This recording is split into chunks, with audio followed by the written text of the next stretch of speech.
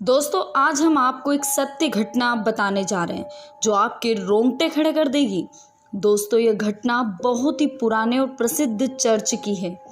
यह चर्च शहर से काफ़ी दूर और बहुत पुराना था, लेकिन इस चर्च में कभी कोई भी आया जाया नहीं करता था, क्योंकि यह चर्च भूतिया चर्च के नाम से प्रसिद्ध था। माना जाता है कि कुछ सालों पहले उस चर्च में दो खूबसूरत नन्स रहती थी। वो दोनों नन्स चर्च का सारा काम देखती थी।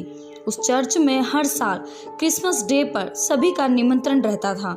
आज भी सभी लोग साल में एक बार निमंत्रण पर उस चर्च में जाते थे। वहाँ का सारा काम वो दोनों नन्स एलिना और वोल्गर देखती थी, लेकिन हमेशा उनके बीच एक ही लड़ाई होती थी कि मैं ज़्यादा सीनियर और खूबसूरत हूँ। ये बात आसपास के सभी लोग जानते थे कि चर्च की नन्स लड़ती रहती हैं। एक दिन एलिना और वोल्गर काम कर रही थी। काम करते करते जलन की भावना में एलिना ने वोल्गर को मार डाला। ये बात सब दूर फैल गई।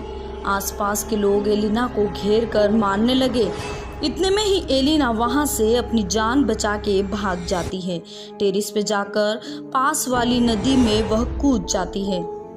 सभी लोग एलिना और वोल्गर की उसी चर्च में समाधि बना देते हैं, लेकिन उसके बाद से उस चर्च में दोनों नन्स की आत्मा भटकने लगी। वहाँ रात में जोर जोर से लड़ने की आवाज़ें आती थी। आसपास के लोग परेशान हो गए और डर के मारे उन्होंने चर्च के पास से मकान खाली कर दिए। बाद में उन मकानों की जगह वहाँ पर एक होटल बना दिया गया, लेकिन उसकी समाधि बनाने के बाद से फिर कोई भी उस चर्च में नहीं जाता है। वो चर्च हमेशा बंद ही रहता था। सिर्फ साल में एक बार 25 दिसंबर यानी कि क्रिसमस डे के दिन ये चर्च खुलता था और सभी वहाँ क्रिसमस डे सेलिब्रेशन के लिए आते थे। सभी साथ में कैंडल लेकर भगवान का नाम लेकर वहाँ आते थे। एलिजा और वोल्गर कैंडल के सामने कुछ भी नहीं कर पाती थी। साल में एक बार चर्च के ओपन होने पर और भूतिया चर्च के नाम से प्रसिद्ध होने पर वहाँ पर दूर दूर से लोग 25 दिसंबर को आने लग गए थे। उस चर्च में काफ़ी भीड़ हो जाती है, लेकिन एलिजा और वोल्गर उस दिन कुछ नहीं कर पाती है। एक दिन उस चर्च में क्रिसमस डे के ही दिन लंदन का एक परिवार क्रिसमस मनाने आया।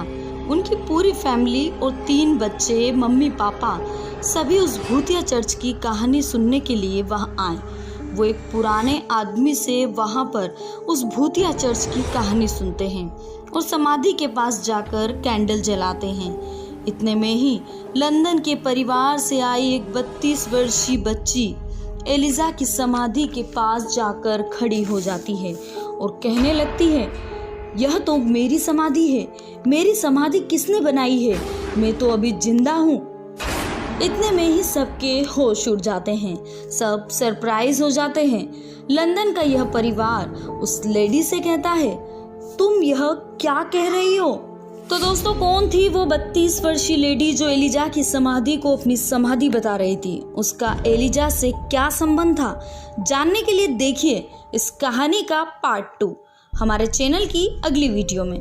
तो अभी हमारे चैनल को सब्सक्राइब कीजिए और साथ ही बेल आइकन को भी प्रेस कीजिए।